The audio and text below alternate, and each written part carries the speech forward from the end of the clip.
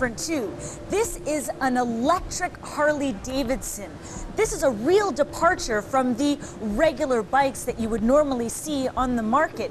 You walked into that Harley dealership chasing a dream. Chrome, leather, the roar of freedom. But what you didn't see coming were the sky-high markups, the hidden fees buried in contracts, and a loan that would haunt your bank account for years. Now dealerships are stuck with bikes they can't sell and customers they've burned. Davidson is by far the most well-known to create this, and it's because they want to attract a different kind of consumer, typically Harley Davidson drivers. For a long time, Harley Davidson wasn't just a motorcycle. It was a badge, a symbol of freedom, rebellion, and rugged pride. You didn't just buy a Harley, you joined a legacy. That was the story dealerships sold, and for a while, people bought it without question. But beneath all that chrome and roar, something else was happening. The bikes were getting more expensive, not necessarily better. And the value riders thought they were getting, it was quietly slipping away. Dealers played the game smart. Instead of hiking prices all at once, they slowly crept them up year after year. At first, it didn't seem like a big deal. A few hundred here, a new model name there. But over time, the cost of owning a Harley ballooned, especially once you walked through the dealership doors. That base model you saw in the ad, rarely available. Instead, you'd be shown a bike already loaded with must-have upgrades, chrome kits, performance packages, extended warranties. None of it optional, really. It was all part of the sales pitch.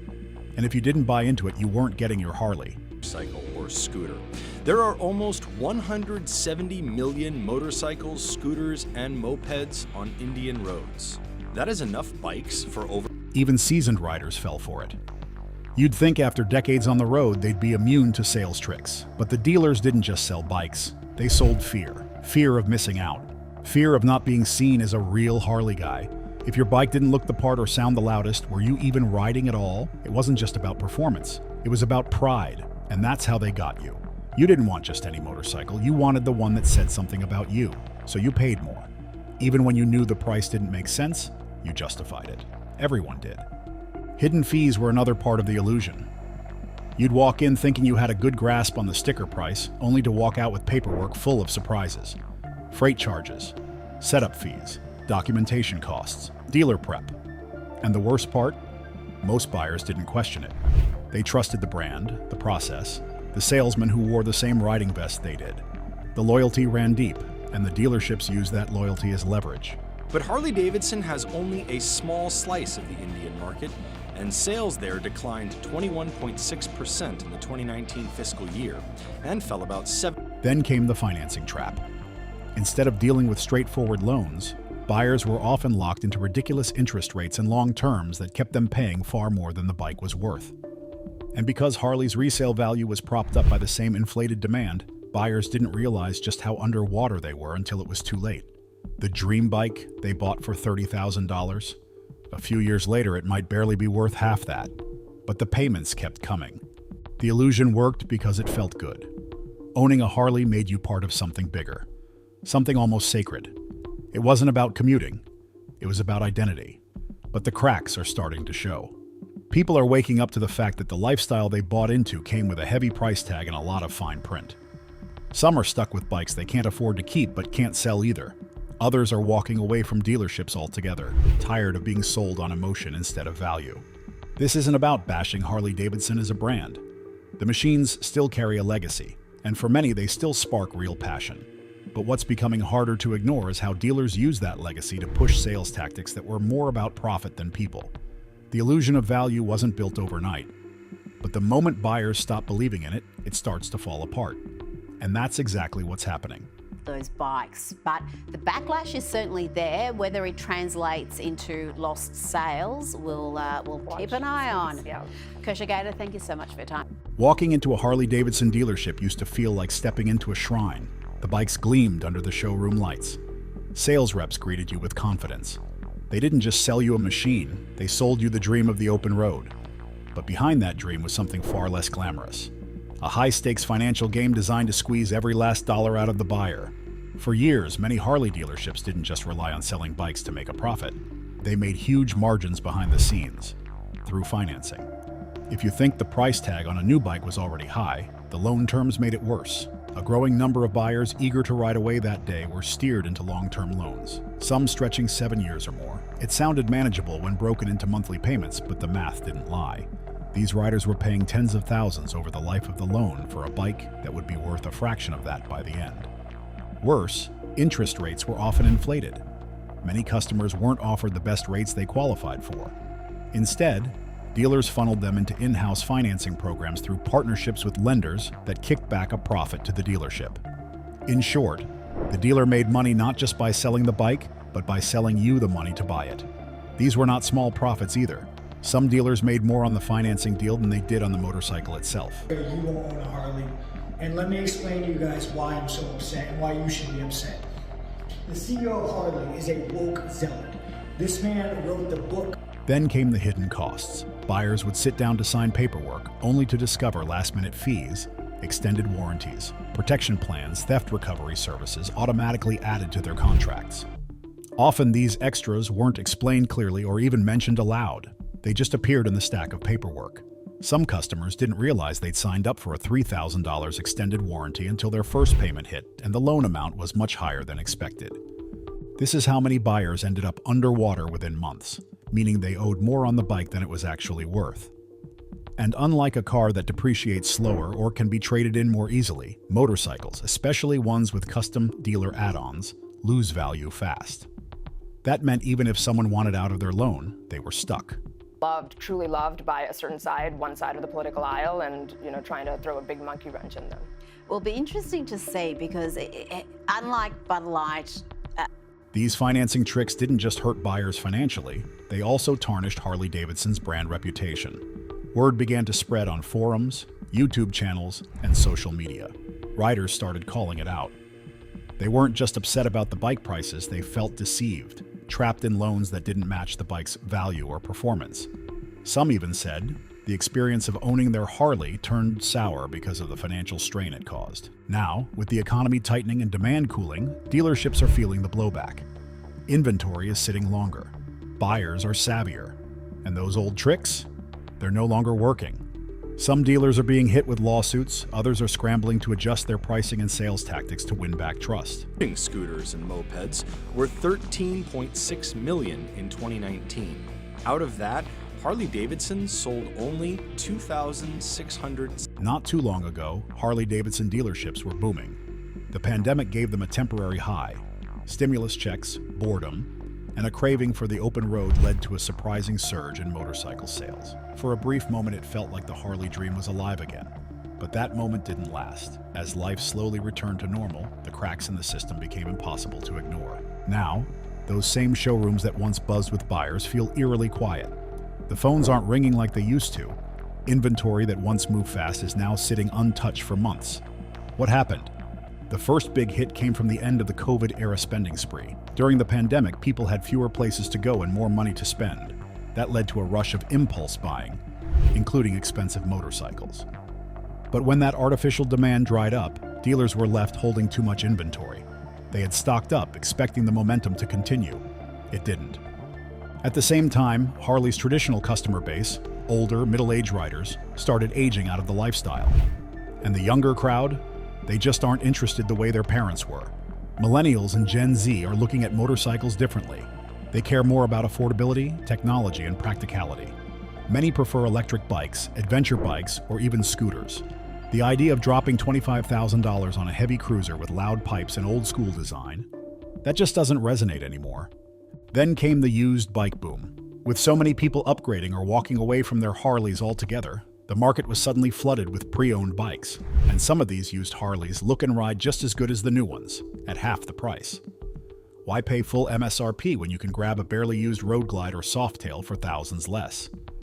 This has made things even worse for dealers. Not only are new bikes harder to sell, but they are also sitting next to their more affordable pre-owned cousins on Facebook Marketplace and Craigslist. It's killing sales and crushing margins. Many dealerships had priced bikes aggressively during the boom, expecting to flip them fast. Now, they're stuck with overvalued inventory they can't move without taking a loss. On top of all that, interest rates have gone up, so even if someone wants a Harley, financing it has become a lot more expensive. Combine that with higher insurance costs and maintenance, and the ownership cost becomes hard to justify, especially for first-time riders. The result? Dealers are squeezed from every angle. Floor space is full, profits are shrinking, and monthly loan payments on unsold inventory are stacking up. Some dealerships have already begun slashing prices or offering steep promotions to get bikes out the door. Others are holding out, hoping the market will turn around. But hope doesn't pay the bills. This isn't just a rough patch. It's a collapse of demand. And unless Harley Davidson and its dealers find a way to reinvent the brand or appeal to a new kind of rider, they may find that the road ahead is emptier than ever. Focus exclusively on growing the sport of motorcycling and retaining our loyal riding community. But the board of directors still silent on the future and fate. The fallout from Harley Davidson dealerships' aggressive sales tactics is now fully underway, and it's ugly on both sides of the showroom floor. Customers feel like they were sold a lie, while dealers are facing the consequences of years of pushing overpriced bikes and questionable financing deals. The dream they promised is cracking under pressure, and both buyers and sellers are now paying the price. What we're going to focus on is motorcycles. Okay, that seems like a bad turn. You've made a bad turn if you have to remind them of that, and I think that's what a lot of these companies do. They get Many customers who walked into a dealership excited about owning a Harley are now left with bitter regret. Some bought bikes they couldn't truly afford, lured by slick sales pitches, sky-high trade-in valuations, and low monthly payments that hid massive interest rates and hidden fees. Now, they're underwater, owing more than the bike is worth, and they're not staying quiet about it. Online forums, social media groups, and YouTube channels are packed with angry stories. Buyers are posting receipts, loan documents, and even audio from their dealership experiences. Some are filing lawsuits, claiming they were misled or pressured into deals they didn't fully understand. In a few cases, legal complaints allege that dealers use deceptive tactics, like inflating credit scores or adding mandatory accessories to push final prices way beyond MSRP. Heard back. Of course, if we get anything like that during this segment, we'll put it on the screen. But it is not the first time, of course, that a corporate America is getting called out for this. While customers feel betrayed, dealers are getting hit hard by the consequences of their own game. Repossessions are up, way up, with many buyers defaulting on loans they should never have signed in the first place. Dealers are suddenly stuck with used inventory that's not moving. And when bikes come back, they're often worth far less than what was originally financed. That's a direct financial loss. Sales are also tanking. Word is spreading fast, and potential buyers are more skeptical than ever. What used to be a high-demand brand is now facing hesitation. Even longtime Harley fans are walking away from dealerships, choosing to buy used from private sellers or skipping Harley altogether. For the dealers, it's a nightmare. They've gone from riding high to slashing prices, offering desperate promotions and laying off staff, just to stay afloat. Some dealerships haven't made it. Across the country, a number of Harley dealers have shut their doors entirely.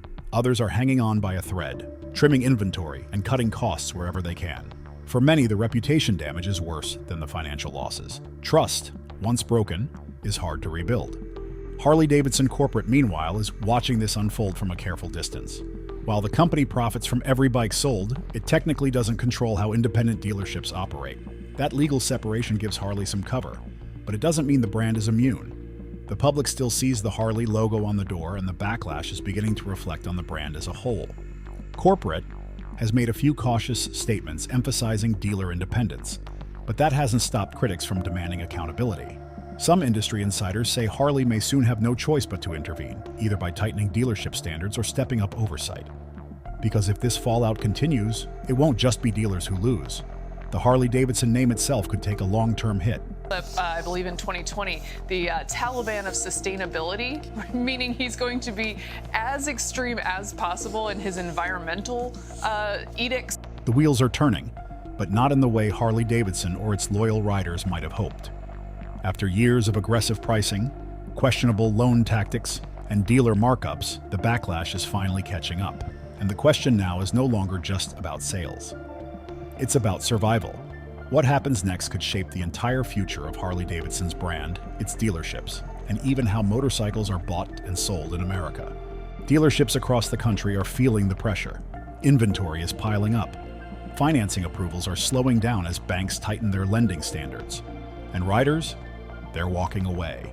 More buyers are calling out what they see as manipulative pricing, overpriced accessories, and loans that bury them in debt for years. Social media forums, YouTube channels, and rider communities are flooded with stories of regret.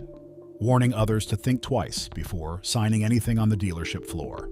That's the million-dollar question, and right now, the answer isn't entirely clear. Harley has historically given its dealerships a lot of freedom in how they operate. From pricing strategies to service packages, each dealer often functions like its own kingdom, focused on squeezing out profits however possible. But that approach is starting to look like a liability. Riders aren't just blaming the dealers anymore, they're starting to blame Harley itself for allowing this system to spiral out of control. Bring in Taylor Riggs and Jackie DeAngelis, co-hosts of the Big Money Show on Fox Business. I think it's important to reiterate these are only allegations at this point. Serious stuff, especially considering there's growing chatter within the industry about whether Harley Davidson will step in and tighten oversight. Will the company finally create guardrails that prevent predatory loan practices or enforce more transparent pricing models across all dealerships? Will they implement clearer standards to protect the customer experience? So far, Harley hasn't announced major changes, but internal pressure and plummeting buyer trust could force their hand. Meanwhile, the conversation is shifting beyond Harley Davidson.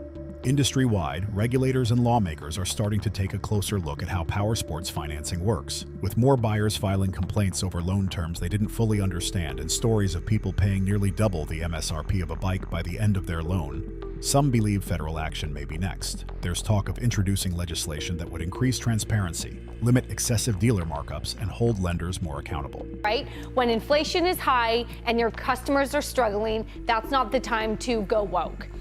That's for any company, right? Your duty, your fiduciary duty, is to stay true to your customer and be. This potential shakeup isn't just about protecting buyers, it's also about saving an industry that's dangerously close to losing touch with its core audience. Younger riders, especially Gen Z and millennials, are far more cautious with debt. They're rejecting the buy now, regret later culture that drove Harley's sales through the early 2000s. If the company and its dealerships can't pivot to meet this new, more informed customer base, they risk becoming a relic of the past. Of course, some believe this is just the beginning of a much deeper collapse. With high inventory, weaker demand, and rising interest rates, more dealers could face closures or consolidation. The golden era, when a Harley sale was practically guaranteed thanks to brand loyalty and tradition, may truly be over. Unless the company takes bold action to rebuild trust, change its model, and modernize its approach, the name Harley Davidson could start to lose the powerful meaning it once held. Still, others see this moment as an opportunity, a chance for Harley to reform, to listen, and to reconnect with its roots. The brand still carries weight. The bikes still turn heads. But if Harley wants to keep its crown, it needs to get ahead of the problem, not chase it from the rearview mirror. So, what are your thoughts on this? Let us know in the comments below.